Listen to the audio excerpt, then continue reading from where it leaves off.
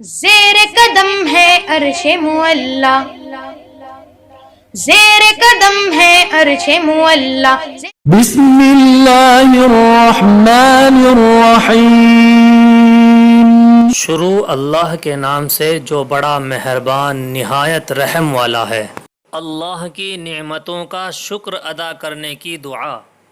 ابو داود و دیگر کتب حدیث میں یہ دعا بیان کی گئی ہے کہ حضور اکرم صلی اللہ علیہ وسلم نے ارشاد فرمایا کہ جو شخص صبح یہ دعا پڑھے، اللہم ما اصبح بی من نعمت فمنک وحدک لا شریک لک فلک الحمد ولک الشکر، تو اس نے اس دن کی تمام نعمتوں کا شکر ادا کر دیا، اور جس نے شام ہونے پر یہ دعا پڑھی تو اس نے اس رات کی تمام نعمتوں کا شکر ادا کر دیا۔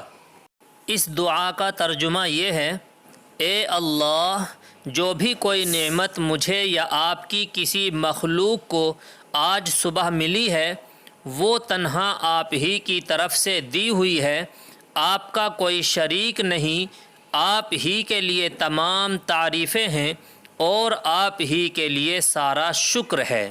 شجروں